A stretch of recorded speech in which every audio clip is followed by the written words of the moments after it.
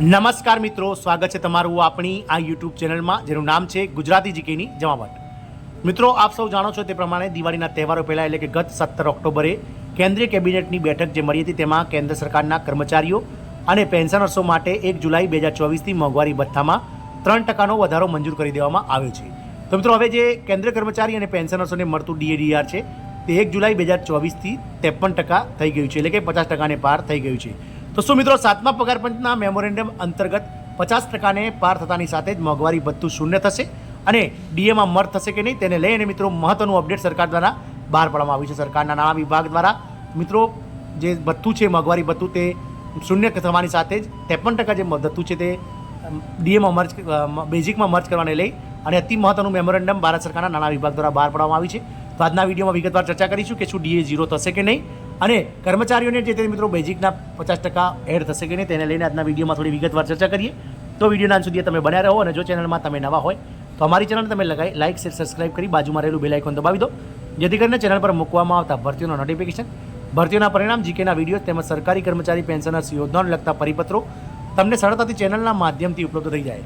તો 7મા પગાર પંચ અંતર્ગત હવે 53% મોંઘવારી ભથ્થું કર્મચારીઓને મળતું થઈ ગયું છે. આપ સૌ જાણો છો તે પ્રમાણે દિવાળી પહેલાં મળેલી કેબિનેટની બેઠકમાં કેન્દ્ર સરકારના 1 કરોડ કરતાં વધારે કર્મચારીઓ અને પેન્શનર્સો માટે મોંઘવારી ભથ્થામાં 1 જુલાઈ 2024થી 3%નો વધારો મંજૂર કરી દેવામાં આવ્યો છે. હવેથી સરકારી કર્મચારીઓને જે છે તે મિત્રો કેન્દ્રીય કર્મચારીઓને 53%ના ધોરણે ડીએડીઆર ચૂકવવામાં આવી રહ્યા છે. તો શું 53% ડીએને મૂળભૂત પગારમાં મર્જ કરવામાં આવશે કે નહીં તેને લઈને મિત્રો મહત્વનું અપડેટ આવી છે. તો કેન્દ્રીય કર્મચારીઓના ડીએ 3% વધીને 53% થયો છે અને આ વધારાની જાહેરાત બાદ ચર્ચાઓ તે જ થઈ ગઈ છે કે શું ડીએને મૂળભૂત પગારમાં મર્જ કરી દેવામાં આવશે અને શું મોંઘવારી ભથ્થું શૂન્ય થઈ જશે. તો મિત્રો, કેન્દ્રની નરેન્દ્ર મોદી સરકારે તાજેતરમાં જ કેન્દ્રીય કર્મચારીઓના મોંઘવારી ભથ્થા એટલે કે ડીએડીઆરમાં 3%નો વધારો કરવાની જાહેરાત કરી હતી. આ પછી તેમને મળતું મોંઘવારી ભથ્થું 50%થી વધીને 53% થઈ ગયું છે. દરમિયાન આવી ચર્ચાઓએ પણ જોર પકડ્યું છે કે જાન્યુઆરી 2025માં મોંઘવારી ભથ્થાના સુધારા પહેલાં આ વધેલા ડીએને કર્મચારીઓના મૂળ પગારમાં મર્જ કરવામાં આવશે.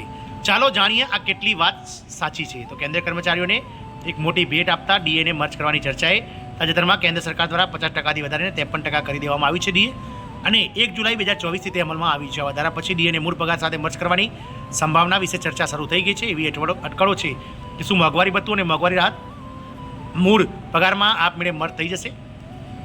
તો બિઝનેસ ટુડે પર પ્રકાશિત અહેવાલ અનુસાર સરકારે આ મામલે પોતાનું વલણ જાળવી રાખ્યું છે કે મોંઘવારી ભથ્થાને મૂળ પગાર સાથે જોડવામાં આવશે નહીં, ભલે તે 50% મર્યાદાને વટાવે. એક વરિષ્ઠ અધિકારીને ટાંકીને અહેવાલમાં જણાવાયું છે કે 5મા પગાર પંચ દરમિયાન મોંઘવારી ભથ્થું 50%થી વધુ હોય તો તેને મૂળ પગારમાં મર્જ કરવાની ભલામણ કરવામાં આવી હતી, પરંતુ આ પછી આ મુદ્દાનો સમાવેશ એક પણ પગાર પંચમાં કરવામાં નથી આવ્યો. એટલે કે મિત્રો, ગત બંને પગાર પંચો 6ઠું પગાર પંચ અને 7મા પગાર પંચમાં આવી કોઈ ભલામણ કરવામાં નહોતી આવી, જ્યારે 5મા પગાર પંચમાં આ મુદ્દાનો સમાવેશ કરવામાં આવ્યો હતો કે જ્યારે મોંઘવારી ભથ્થું અને મોંઘવારી રાહત 50% પાર થાય ત્યારે તેને બેઝિક સાથે મર્જ કરી અને કર્મચારીઓને નવું ડીએ શૂન્યથી શરૂ કરવામાં આવે.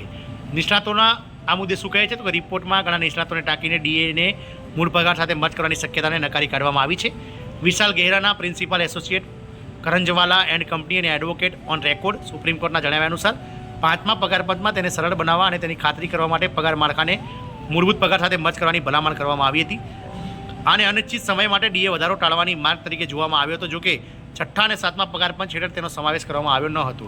જો અન્ય નિષ્ણાતોનું માનીએ તો ઇન્ડસ્લાવના પાર્ટનર દેવજાની આઈ છે આવી ચર્ચાઓને અટકળો ગણાવી હતી અને કહ્યું હતું કે વધેલા ડીએને કેન્દ્ર સરકારના કર્મચારીઓના મૂળ પગારમાં સમાવેશ કરવામાં આવશે નહીં. Luthra and Luthra law office ઇન્ડિયાના ભાગીદાર સંજીવ કુમારે પણ કહ્યું હતું કે 7મા પગાર પંચના રિપોર્ટમાં આવી કોઈ પગલાંની ભલામણ કરવામાં આવી નથી. હવે કેન્દ્રીય કર્મચારીઓના ડીએમાં ક્યારે વધારો થશે તો સરકારી કર્મચારીઓ અને પેન્શનર્સો માટે વર્ષમાં 2 વખત ડીએડીઆર સુધારો સરકાર દ્વારા કરવામાં આવે છે. સામાન્ય રીતે આ જાહેરાત તો વર્ષમાં 1 જાન્યુઆરી 2024 અને જે તે એક મહિનાના જાન્યુઆરી અને જુલાઈ મહિનાથી કરવામાં આવે છે, જેની જાહેરાતો માર્ચ મહિનામાં અને સપ્ટેમ્બર ઓક્ટોબર મહિનામાં કરવામાં આવે છે, જે અનુક્રમે જાન્યુઆરી અને જુલાઈથી અમલી બને છે. આ કારણે કેન્દ્રીય કર્મચારીઓને એપ્રિલ અને ઓક્ટોબરનો પગાર 2-3 મહિનાના એરિયા સાથે મળે છે. હવે ડીએમાં આગામી વધારાની વાત કરીએ તો માર્ચ 2025માં હોળીના તહેવાર પહેલાં નવા ડીએની વધારાની જાહેરાત થશે અને જે 1 જાન્યુઆરી 2025થી લાગુ થશે.